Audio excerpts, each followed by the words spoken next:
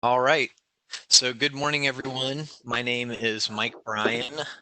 I am the Youth Engagement Manager for CyberUp, a nonprofit cultivating the cybersecurity talent pipeline for now and for the future. And today with me, my guest is Joe Blanchard. He works for an undisclosed financial institution and is in charge of the local OWASP chapter. OWASP, for those of you who are not familiar, is Open Web Application Security Project. So it's a group that is pretty active here in St. Louis. They put on capture the flags and hackathons and other activities throughout the year. And Joe has joined us today to talk about what exactly an ethical hacker is, and then the other types of hackers that exist in the world. So Joe, I'm going to go ahead and turn it over to you and take it away. Yeah, absolutely. Well, thanks for the introduction. I appreciate that. Again, my name is Joe Blanchard. You can reach me obviously on my LinkedIn or joe.blanchard@owas.org. And I lead the local OWASP chapter. As was just mentioned, basically what OWASP is, just to be clear, it's a group of volunteers from the security profession, largely on the developer side, that basically teach, train, and share experience regarding security best practices, methods, methodology, all the kind of good stuff, and basically kind of the dire warnings of what could go wrong. OAuth, for those that also don't know, sets a lot of the standards and the kind of rulings in the security community as well. There's regular meetings and all that kind of good stuff. So if you're interested in learning along these lines and you're looking for like a nonprofit volunteer way, it's not going to cost you anything. Feel free to come out to one of our OWASP meetings. We're on Meetup, and we're held pretty regularly here in the St. Louis area. Obviously, lately everything has been virtual. Um, since we have a small group, I guess today. Feel free, by the way, as I'm going along, you're absolutely welcome to interrupt me. Um, we'll have some questions at the end as well, but feel free to come off mute or go ahead and post in chat if you have any questions along the way. Just a little bit more about me, though. So I started off as a developer. I wasn't always in security. I was actually in marketing. Marketing was a little bit boring. I wanted to do some development, so I got in development. And I worked in some retail space. Obviously, that's where the money is. So you gotta sell things. So from an early stage, you learn how to develop and develop securely. And then from there, I went to work on various contracts with the Department of Defense in our area. And it was while I was there, I'm a developer. I'm sitting there, I'm fixing code, making things more secure, just by nature. And my boss's boss sits down next to me and he's like, "So Joe, what exactly do you do here?" And obviously, I'm thinking I'm fired. I don't know what I did. But it turns out because of what I was working on, it was a awesome parallel into the security field. Obviously, it's easy to sometimes find security vulnerabilities, or at least they pop up. It's an additional challenge to know how to fix them and actually get them fixed correctly. And that's kind of the niche that I took getting into the security world. And then from there, basically, I folded into what's called application security. And I'll talk more about the various parts of hacker world, so to speak. But from there, yeah, I worked for the Department of Defense and then financial tech, basically banking. And of course, I also worked for Allstate. I led a security team at Allstate for a while in the insurance world. And aside from that, yeah, so I've led OWASP in Chicago, and then I'm back down here in St. Louis. And I've spoken at numerous conferences. You can Google me on Fox 2, KPLR, and some other things. But I'm happy to share information. I think that's one of the ways we contribute in the general world. So it's always great for that to happen. So if you have questions even today or after today, feel free to reach out, send me an email. "Hey, Joe, I saw something. What do can you point me in the right direction or something?" Happy to help, at least share my guidance. Don't always have the right answer, but I always usually have an answer. Um, anyway, so with that, I guess kind of the lead up topic was what are the types of hackers and motivation?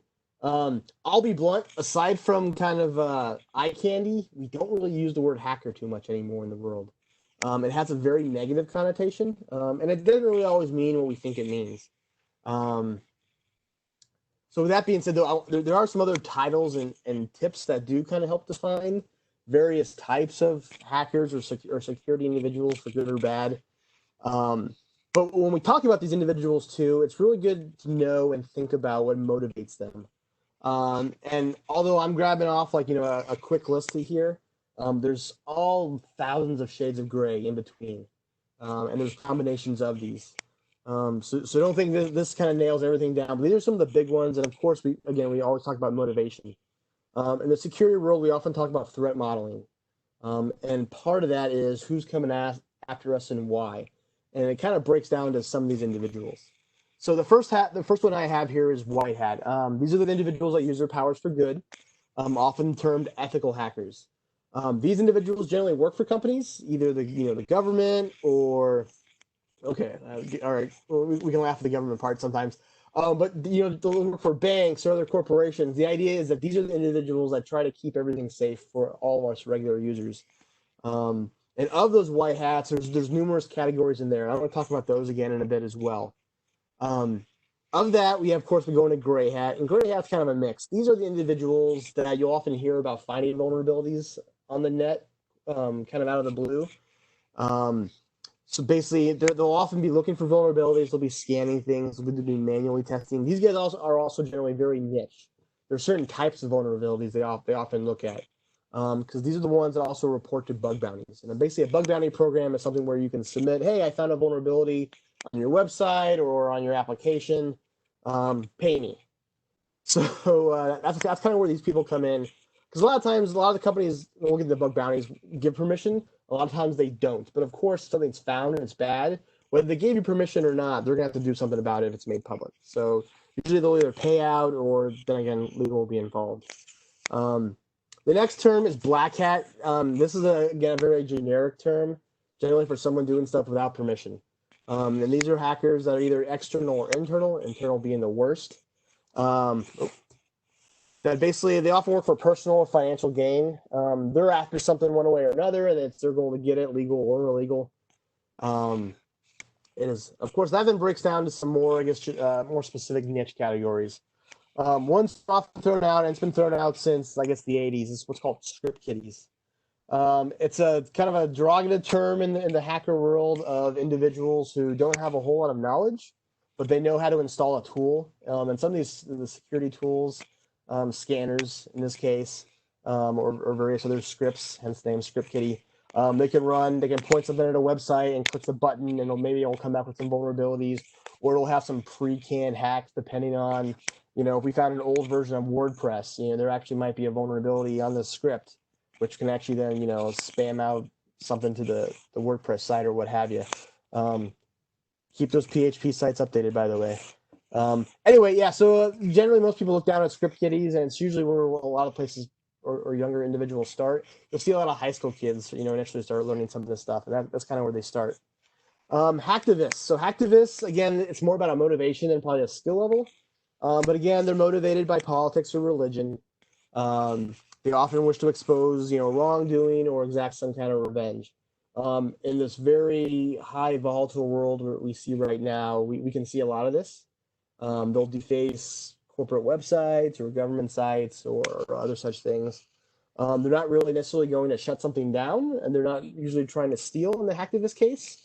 Usually they're trying to have morals, but who can speak really for anybody. So these people are bad. They make you look bad, but at the end of the day, they're not necessarily trying to steal your stuff. The next one, and this is the scary one, if there is a scary one, really, it's state-sponsored hackers. This is basically where a government or a military-led organization kind of basically puts some effort behind and some oomph behind an attack. These ones often, again, they'll try to spy, they'll try to steal, they'll still try to get some level of control over something.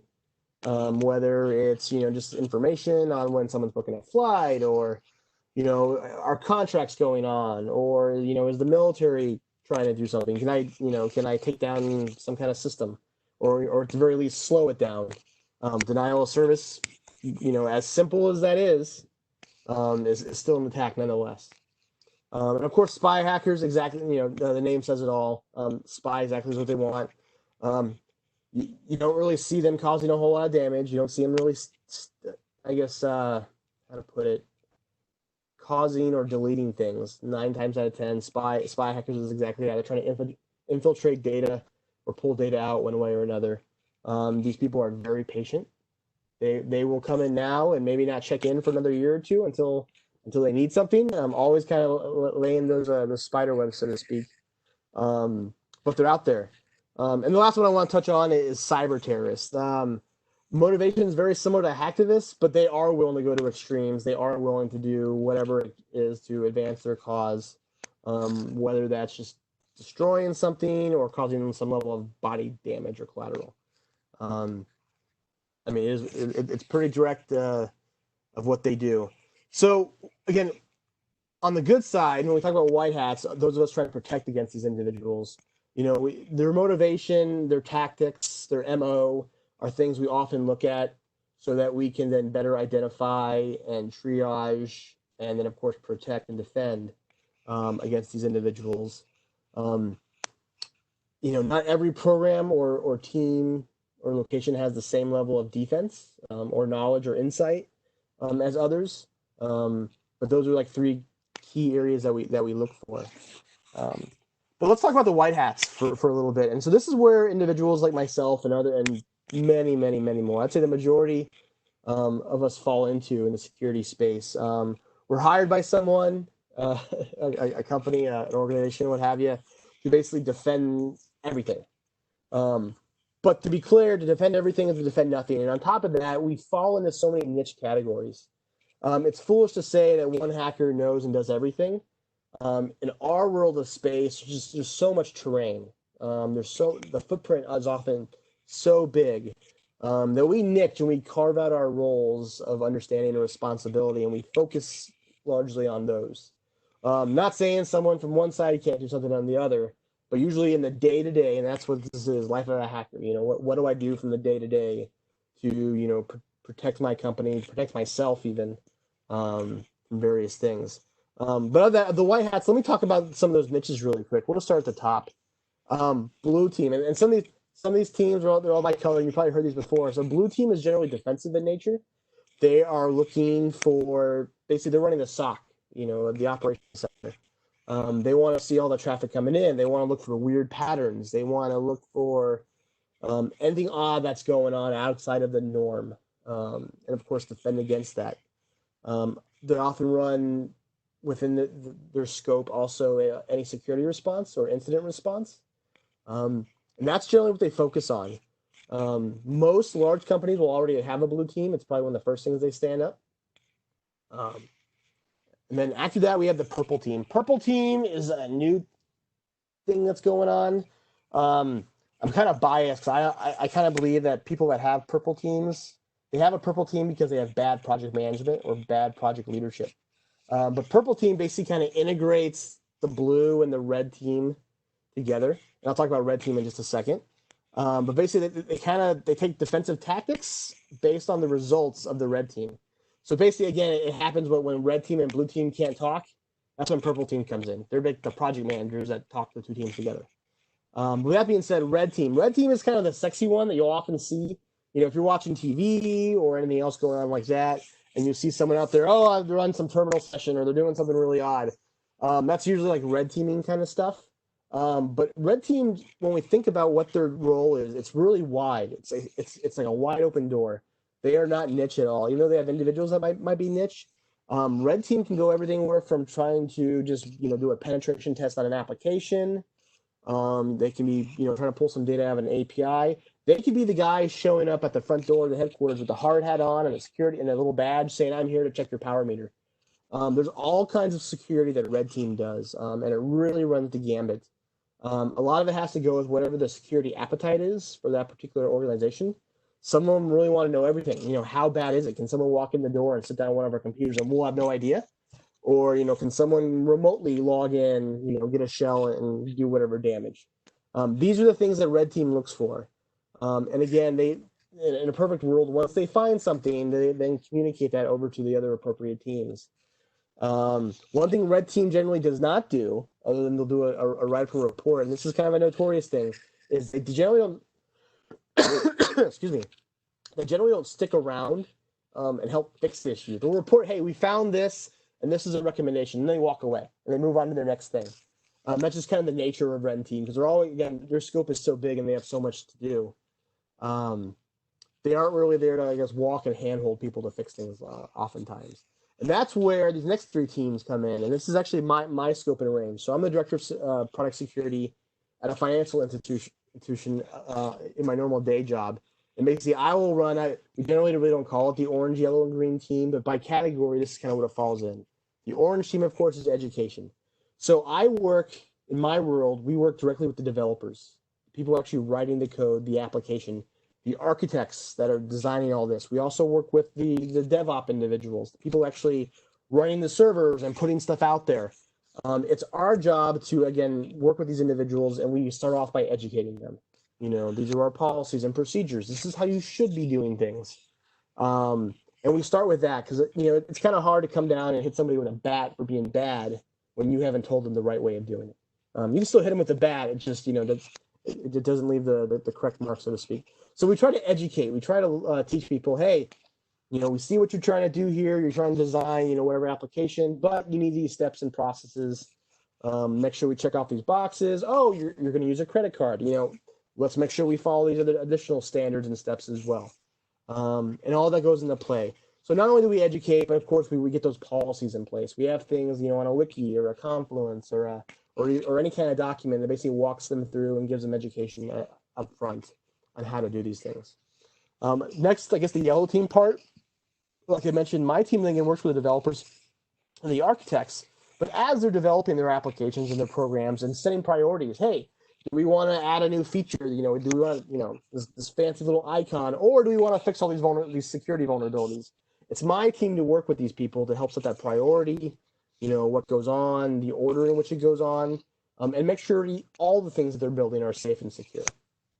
And the green team side is security automation with design and code. And what basically that entails is as our developers are writing this code, because in most large organizations, you're talking about millions or billions of lines of code sitting there in our, in Git or what have you, or whatever repo. And of those millions or thousands of lines of code, how much has been written on a daily basis? That's a lot of code to review, a lot of code to secure. So a lot of this is done through automation.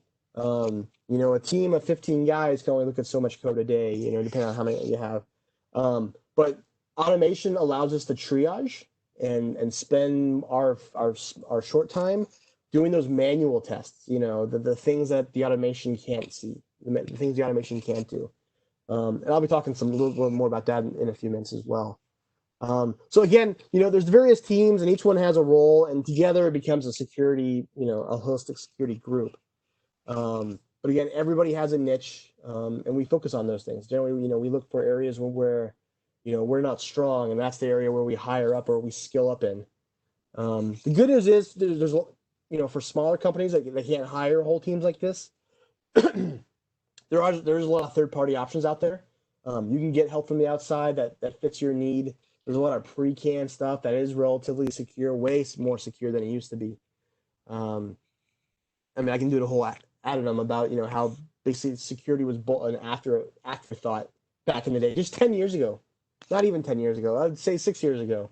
It was safe to say in most things that we're doing, oh yeah, we're secure. We're running 443. That's pretty much the end of it. There wasn't a whole lot of security in mind. It was all an afterthought. Oh my God, something bad just happened. We should add some security to that. Nowadays, it's quite the opposite, especially at larger institutions and organizations. We lead with security. Security are the experts, the ones that kind of point us in the right direction, and we follow their lead often. With that being said, security often gets the argument that we don't always play nice with others, and sometimes that's true. Do you have any questions yet? You guys feel free to come off of mute if you had a question along the way. Okay. I guess the first part I mentioned was kind of standards and policies. And I don't want to bore you guys, but this is actually really critical. This is really important. Before you start holding people responsible, before you basically start telling teams you have to do something in a certain way, it's best to have that documented. And the good news is nobody has to reinvent this stuff. It's already out there. For right now, for example, and these are just some of my examples, we have the application security standards. If you were to go out to OWASP.org and just type in ASVS, you're going to come across this document. And what it is not all applications are created equal. It's a tiered system. There's 3 tiers. And depending on criteria of the app, how sensitive is the data you're using, what's the architecture look like, some of these other pieces, it will then give you a long list of things you have to basically ensure that you've secured and then things to follow up and verify. Literally, it's the report card or the test that any application needs to follow in order to basically pass. Anything, Sarah? Let's see. Sarah had a question. What are the entry-level cybersecurity certification job descriptions? That's a good question. Let's go back to that for a second, Sarah. So for entry-level cybersecurity certification job descriptions, it's really niche. So which basically means what do you want to do? So actually, let's go back for just 1 second here. So types of white hats. If you want to like do red team stuff, you probably want to start with a little bit of development experience, followed by maybe a CEH or an OSCP. OSCP is just a slightly more advanced, and there's levels of that.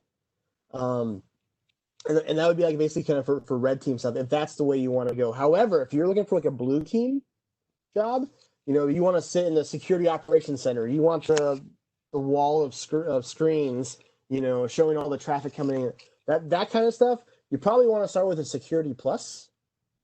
Is a good foundational entry level place, and then from there, there's various niches. I think CompTIA even actually has several new ones. And I mentioned CompTIA. I mean, there's a whole bunch. CompTIA is good, especially not only in the corporate world accepts CompTIA for most requirements, but if you're looking at anything government related or you want a job, civilian or with the military, CompTIA, quite frankly, is kind of their go-to. It'll be accepted very easily and very quickly. But from there, I mean, there's lots of targeted. You can look at ISACA. They actually have a brand new data privacy certificate out right now, which that alone is huge. If anyone has heard of GDPR and all the latest, newest data privacy requirements going on in the world, that is an industry upon itself. There's entire companies now hiring data privacy teams. Amber, thank you. Yes, EC Council, yeah, CEH, CompTIA, Security Plus, yeah, great examples. And most of those are pretty affordable, guys. When I mentioned, I think CEH is like just over $600 for the test itself. Then of course you can move up to the management level ones. There's CISSP if you want to get up into management. Yeah, I think your question was just entry level. But lots of good options. And I'll tell you what right now, a lot of people will probably hate me for saying this. Security certificates are a great way maybe to start, but they're not deal breakers. Experience really is the key. I know for entry level that can be difficult to show sometimes, and that's where the certificates come in. But I tell you what, when I'm hiring, security certificates are a plus, but they're not a requirement on my side. I'd rather sit there with an interview and actually go over some questions. So, Mod asked your advice on people that do not have experience or background on programming, just basic in programming, but interested in security. Yeah, there is definitely a place for you. With that being said, I mean, that would probably be more like blue team kind of stuff. But even on blue team, they do some scripting. So if you're learning some Python or some other automation stuff would be a great idea. If you want to get into product security, which is the role I'm in, and you'll see more why when I get through some more slides, you'll definitely want a development background. I would rather take somebody that knows development and teach them security, but someone that knows security and teach them development. Amber, exactly. Yeah, Python as a language is good to know. Absolutely. In this day and world, anything that can automate things is gold. If I see someone as a hiring manager that has some of those basic skills, at least the ones that they can build upon, that is huge, and that tells me something too, that person's planning ahead. Okay. Anyway, back to real quick. So standards and policies, it's really important. So on my side, and what my job is on the product security side is I set these standards, I set these policies, I make sure everyone knows what's going on. And that always goes down to these last two I want to point out is the vulnerability rating and management policy. Every company should have one of these, and if they don't, well, they should. Followed by the risk acceptance process. Every company has, like I mentioned before, a different security or risk appetite. Some of them are willing to take risks, or hold those off for a while. Others will not take a single risk. And the reality is, when we talk about risk, it's a balance. We look at really how bad it is by severity versus cost and reward, and we kind of hedge those. Not all risk is created equal. I think we know that. So that's kind of where experts in our field come in, and we help our leadership understand those. And it's like, no, you have to fix that right now today, versus that can hold off for a month or a couple releases. So the secure development training program, my team, that falls under my purview as well. So it's my job not only to train my security guys to make sure they know the latest and greatest and all the good stuff that's going on, and tools, but it's also critical for me to then reach out and teach all my developers, my architects, and even just various people that are on the product teams themselves. And we do this from different ways, on demand. Everyone's seen those videos you watch and you fall asleep. We have those. Obviously, there's wikis, basically a database where, hey, I just got a SQL injection, a database vulnerability. How do I fix this? We have entire guides on, you have this, you should be doing this, and you fix it this way, and all these kind of good things. Followed by live interactive sessions. We do this. I don't know if my guys hate me or not, but I require everyone on my team, they're required once a month to do a tech talk. I don't care what the topic is, but I make them do a talk. So at the end of the day, security individuals are often looked to as experts in our field, whether that's development, security in general, or something else. So it behooves us so if you're planning on going to security, get used to talking. But, because it's your job to teach and explain and disseminate that information so individuals can then fix things or do whatever. But anyway, yeah, so we do live tech talk sessions all the time on different vulnerabilities or, a latest development technique, what have you, or sometimes it's just tools. Hey, look at this cool thing I found on Google.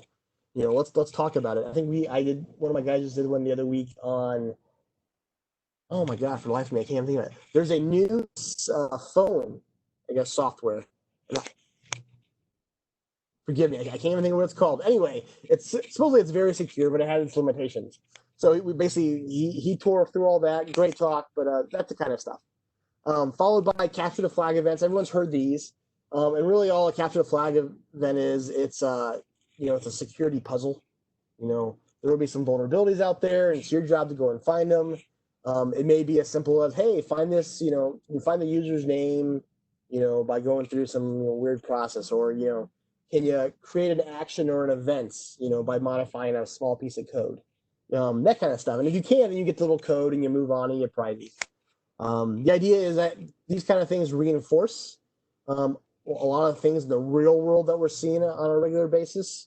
And I guarantee you, even at a very secure, great place or organization where there's few vulnerabilities, there's vulnerabilities.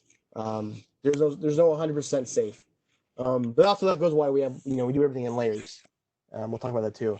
The other piece is, so when I'm working with the developers on my team, or multiple teams actually, we do our testing in different ways.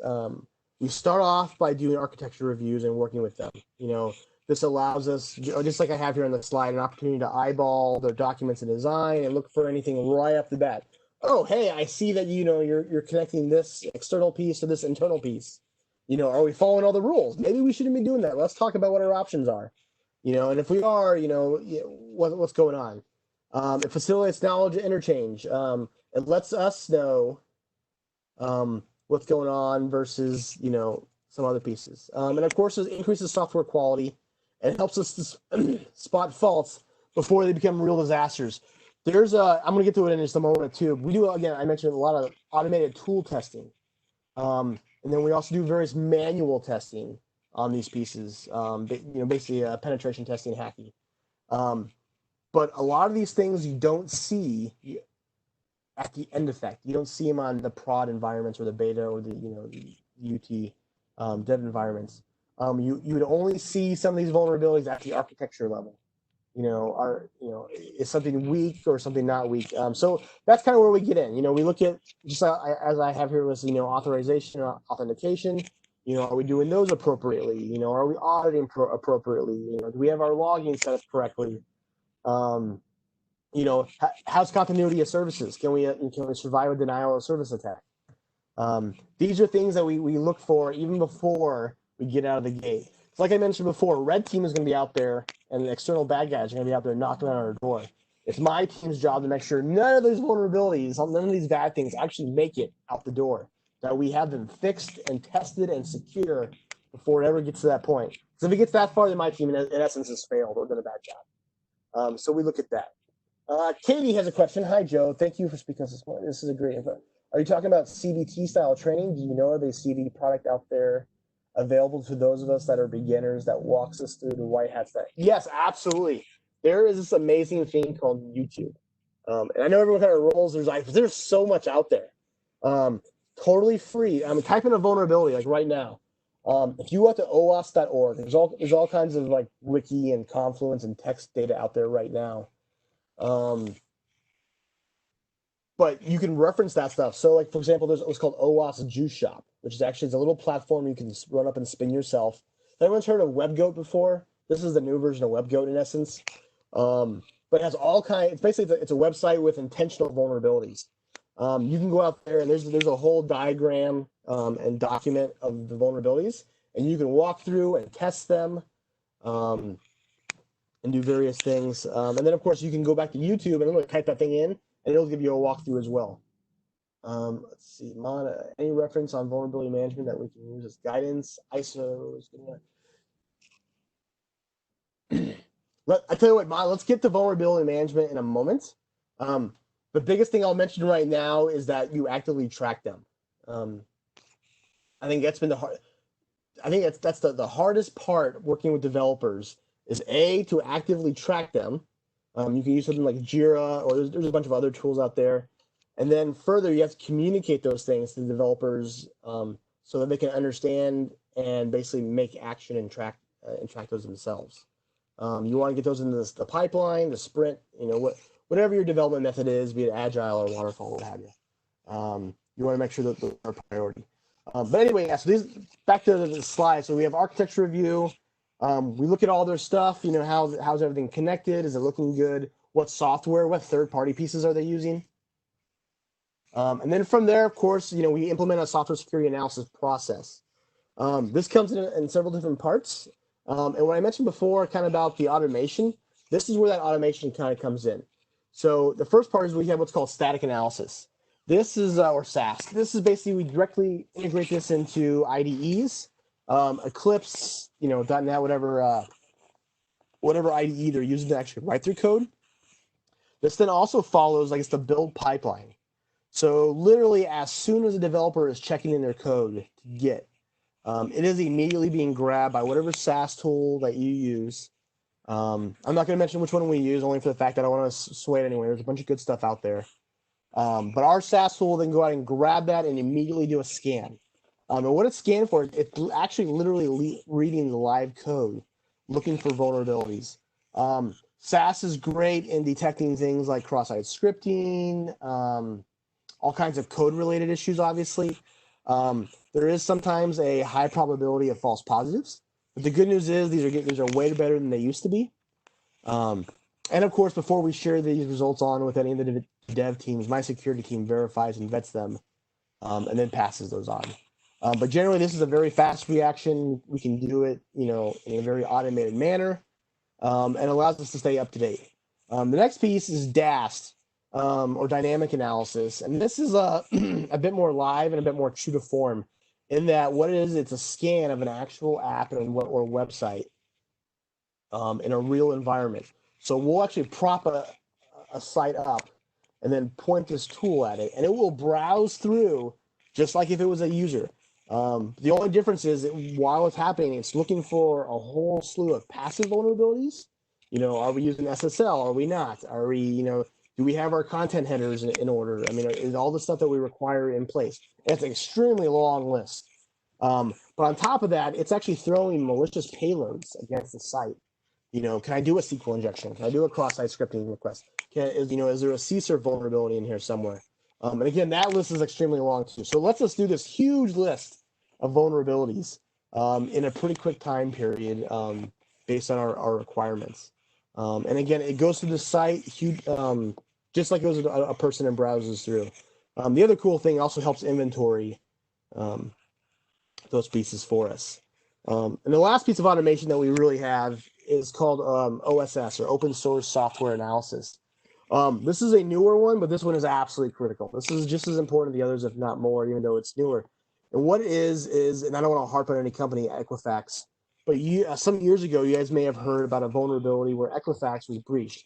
And it really had to do with an old open third-party piece of software that hadn't gotten updated, that had a vulnerability in it. So what OSS does, it basically inventories all of our third-party pieces. As we know, pretty much any website out there today or anything new being developed is probably 3/4 open source material or libraries or frameworks. These days, we don't write as much code as we used to. In that we basically we use these building foundation blocks to set things up, and then we build and customize on top of it. So with that being said, it's absolutely critical to know if we have vulnerabilities in the code we don't write.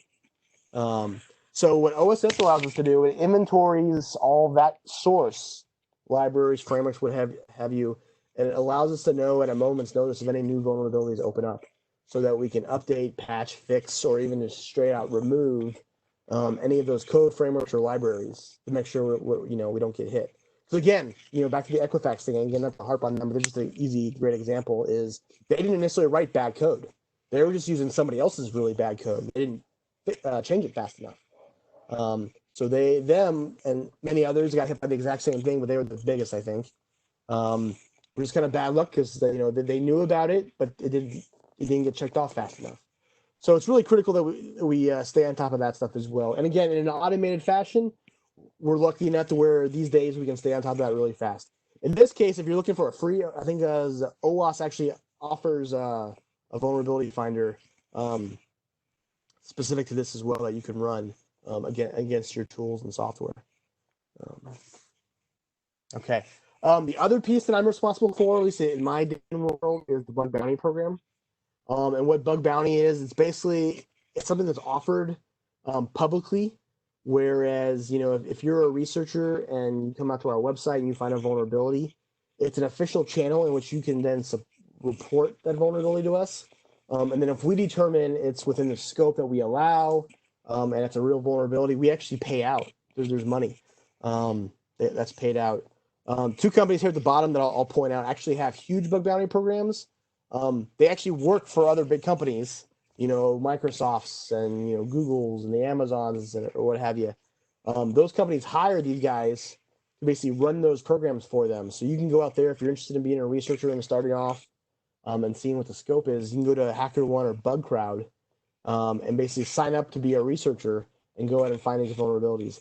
Bear in mind, although you have limited permission and you have to stay within the scope, you have to behave and you have to report these things in the appropriate manner. So if you don't, it's a really scary, very finicky realm where if you do it inappropriately, you can be held liable, and these companies will come after you. Some quick facts for you, though. Hunter Reddy was the first one to start a bug bounty program back in 1983. And Netscape in 1995 was actually the first one to coin the phrase bugs bounty. Not bug bounty, but bugs bounty. And kick that off. Does anyone remember Netscape at all? I think I'm probably dating myself. I think I was a kid when Netscape was out.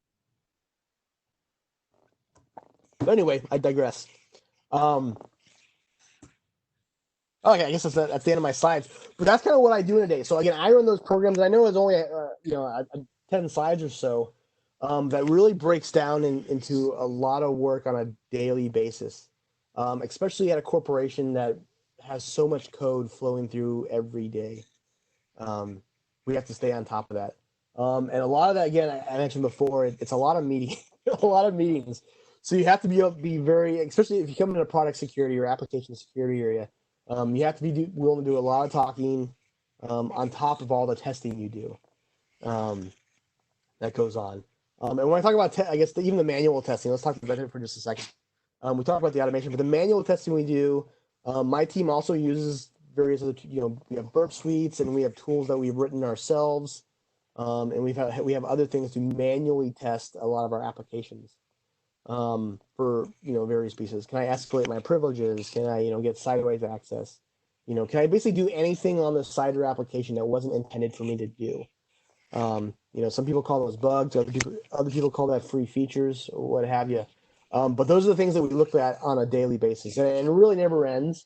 The work is always there. It's a very secure field for what it's worth. Um, so as long as you're willing to learn, you'll pretty much always have a job.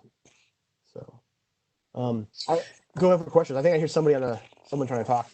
Yeah, hey Joe, I just wanted to plug our cyber games program. You mentioned capture the flags in one of your earlier slides. Yes. So CyberUp has designed a youth cybersecurity competition series using capture the flag style competitions that is starting this fall and running all the way through the school year. It is called the Power Up Cyber Games, and I'm going to drop the web address into the chat so you guys can check this out. Mhm. Inspired. While he's doing that too, I'm just gonna plug this in there. Is I can't remember. Forgive me if it was Sarah or Katie that asked about entry level certificates. Again, certificates are great, especially for entry level. It shows a certain level of knowledge, but a lot of it has just to do with experience and I guess attitude. So with that being said, I think CyberUp also has an apprentice program. That's right. So you may want to talk to these guys afterwards as well. So I'm my company, which I can't say, is literally in the process of working on getting apprenticeships set up with CyberUp as well. So I'm just saying, avail yourselves to all the opportunities. You never know who you're going to meet or what's going to go on. Even if you have an opportunity for 6 months or a year to get an apprenticeship somewhere. I can almost guarantee, I think if someone has an apprenticeship and this is what they want, they're going to get those roles. They exist. There is a huge deficit right now in security roles and openings versus trained security individuals. So again, I mentioned before, just in my world, not only am I looking for security people, but I need security people with development experience, and so that makes it even more difficult, and it narrows the pool of individuals that I can hire or the experience required in some of those things. So I mean, if you're willing to, I guess, do some of the work and learn, whatever niche you're interested in, and by all means, I mean it's not cookie cutter. We're kind of a jack of all trades and a little bit of everything. So if there's something you really like, I would say focus in that, and there's definitely a job in there. Not all jobs are equal in pay. It is what it is. So I'll tell you right now, in the grand scheme of things, it's those red team, it's those penetration testers that actually get paid the lowest. Don't be wrong, it's still a good living. They still make good money. Um, but if you're willing to go into compliance, which to some people it's really boring, to other people they get a thrill out of it. In my last company, we had someone he was an attorney. He actually left the law practice to go into compliance because he just found it the security piece so fascinating, and he loved the paperwork piece of it, I guess, or tracking. Because you're still working with vulnerabilities and security stuff every day, but you're just working it in a different fashion. So there's lots of those roles for different people with different abilities and mindsets. So I think we have another. I'm willing to stay for a few more minutes. Does everyone have any questions? Yeah, does anybody have any questions for Joe? Awesome. Well, if there's questions afterwards, feel free to reach out to the CyberUp guys, or you can email me directly at joe.blanchard@oauth.org. And feel free to, if you're in the St. Louis area, we have meetups on a regular basis. I'm not sure exactly when the next one was. We just did one the other week. So we'll be scheduling our next one soon. But yeah, feel free to reach out anytime. But if nothing else, then thanks, guys. I appreciate your time.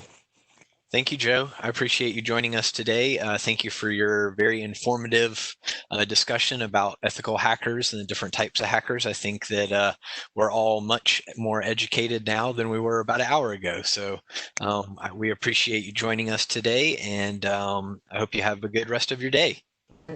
Thanks again, everybody.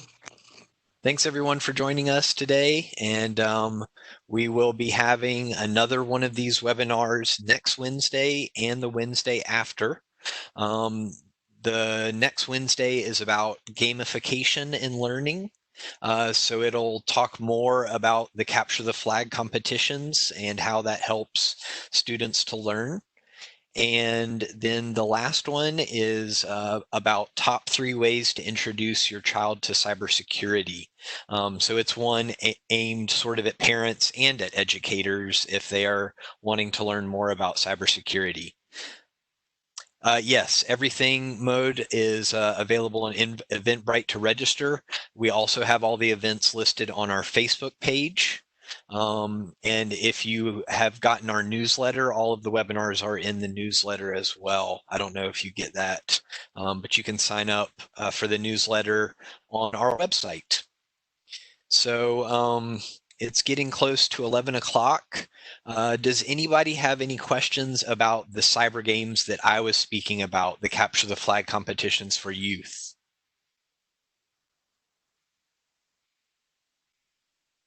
Yes, Katie. What can I answer for you, Katie?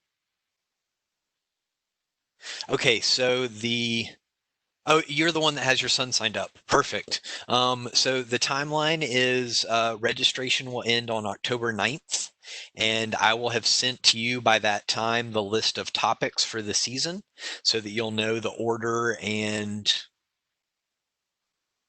so that you'll know the order of the topics for the season, so you'll know what to study in case your child moves quickly along in the challenges. And yes, you can sign up your 12-year-old too as long as they are in middle school. We are just limiting this to middle school and high schools.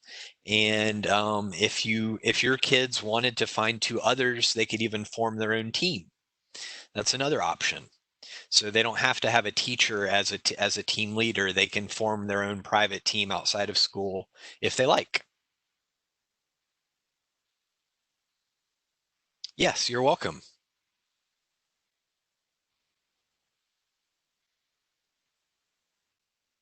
Any other questions, folks?